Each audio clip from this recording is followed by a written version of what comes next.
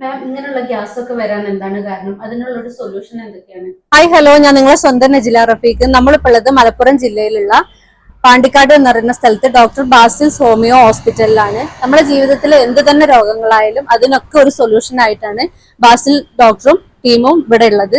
നമ്മൾ എന്ന് ചെയ്യുന്നതിനേക്കാളും വളരെ വ്യത്യസ്തമായതും എന്നാൽ എല്ലാവർക്കും ഉപകാരപ്പെടുന്നതുമായിട്ടുള്ള ഒരു വീഡിയോ ആയിട്ടാണ് ഞാൻ നിങ്ങളുടെ മുന്നിൽ വന്നിട്ടുള്ളത്. ഗ്യാസ് ട്രബിളിന്റെ ബുദ്ധിമുട്ട് അനുഭവിക്കാത്തവരായി നമ്മളിൽ ആരും തന്നെ ഉണ്ടാവില്ല. ഇഷ്ടപ്പെട്ട ഭക്ഷണം കഴിക്കാൻ പറ്റാത്ത, ജീവിതകാലം മുഴുവൻ ഗ്യാസ് ട്രബിളിലുള്ള മെഡിസിനും കഴിച്ച് ജീവിക്കുന്നവരാണ് നമ്മളിൽ പലരും.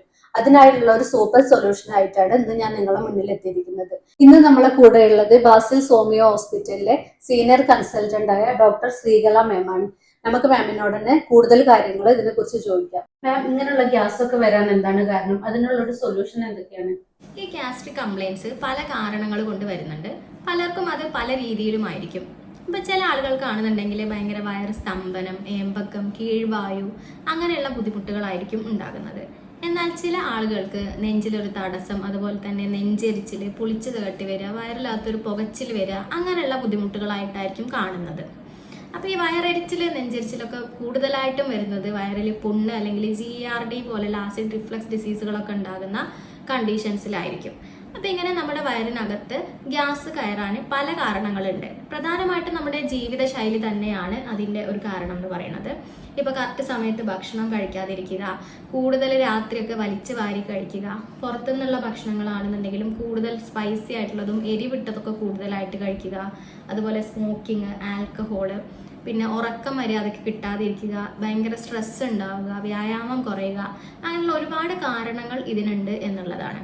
ഞാൻ പല ആളുകളെയും കണ്ടിട്ടുണ്ട്, ഡെയിലി ഇങ്ങനെ ഗ്യാസിന് മരുന്നെടുക്കുന്നവരായിരിക്കും അവർക്ക് രാവിലെ ഒരു ഗ്യാസിന്റെ ഗുളിക കഴിച്ചിട്ടില്ല എന്നുണ്ടെങ്കിൽ അന്നത്തെ ദിവസം ഫുൾ അവർക്ക് വയറ് അസ്വസ്ഥതയും വയറ് പുകച്ചിലായിട്ടായിരിക്കും പോകുന്നത്. അപ്പം അത്തരക്കാർക്ക് ഇത് എന്തുകൊണ്ടാണ് അവർക്ക് ഇങ്ങനെ വയറിൽ ഗ്യാസ് കെട്ടിക്കിടക്കുന്നത് എന്നോ അല്ലെങ്കിൽ ഇത്തരത്തിലുള്ള ലക്ഷണങ്ങൾ എന്തുകൊണ്ട് ഉണ്ടാകുന്നു എന്ന് അവർ ചിന്തിക്കുന്നില്ല. അതിന് പ്രോപ്പറായിട്ടുള്ള ട്രീറ്റ്മെന്റ് എടുത്താൽ നമുക്ക് ഇങ്ങനെ ലൈഫ് ലോങ് ഫുൾ അല്ലെങ്കിൽ ജീവിതകാലം മുഴുവൻ അതിന് മെഡിസിൻ കഴിക്കേണ്ട ആവശ്യം വരുന്നില്ല എന്നുള്ളത് പലരും മനസ്സിലാക്കുന്നില്ല എന്നുള്ളതാണ്. അപ്പം നമ്മളിവിടെ ചെയ്യുന്നത് എന്താണെന്ന് വെച്ചാൽ കറക്റ്റായിട്ട് എന്തുകൊണ്ടാണ് അവർക്ക് ഇങ്ങനെയുള്ള അസ്വസ്ഥതകളും ഗ്യാസ് ട്രബിൾസും വരുന്നത് എന്ന് കറക്റ്റായിട്ട് ഡയഗ്നോസ് ചെയ്യും.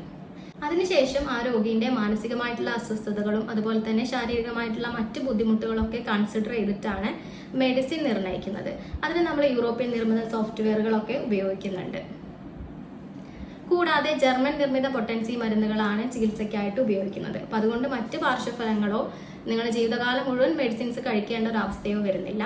ഒരു നിശ്ചിത കാലയളവിൽ നിങ്ങൾക്ക് മെഡിസിൻസ് കഴിച്ചിട്ട് ഗ്യാസിന്റെ ബുദ്ധിമുട്ടുകളും അതൊക്കെ നിങ്ങൾക്ക് ജീവിതത്തിൽ നിന്ന് മാറ്റി നിർത്താവുന്നതാണ്. അപ്പോൾ ചില ആളുകൾക്ക് ഹോസ്പിറ്റലിലേക്ക് നേരിട്ട് വരാൻ ബുദ്ധിമുട്ടുള്ളവർക്ക് ഓൺലൈൻ കൺസൾട്ടേഷനിലൂടെ നമ്മൾ മെഡിസിൻസ് അടച്ചു കൊടുക്കുന്ന സൗകര്യവും ചെയ്യാറുണ്ട്. ഇത്തരത്തിലുള്ള ബുദ്ധിമുട്ടുകൾ അനുഭവിക്കുന്ന ആരെങ്കിലും ഉണ്ടെന്നുണ്ടെങ്കിൽ ധൈര്യമായിട്ട് നിങ്ങൾക്ക് ഡോക്ടറെ സമീപിക്കാവുന്നതാണ്. ഡോക്ടറെ കോൺടാക്ട് നമ്പറും ഡീറ്റെയിൽസും നമ്മൾ ഈ വീഡിയോയിൽ ആഡ് ചെയ്യുന്നതാണ്. അപ്പോൾ ഓൺലൈനായിട്ടും ഓഫ്ലൈനായിട്ടും ഡോക്ടർ സേവനം നിങ്ങൾക്ക് എല്ലാവർക്കും ലഭ്യമാണ്. ഇത്രയും അറിവുകൾ നമുക്ക് പകർന്നു തന്ന ഡോക്ടറോട് ഒരുപാട് നന്ദി.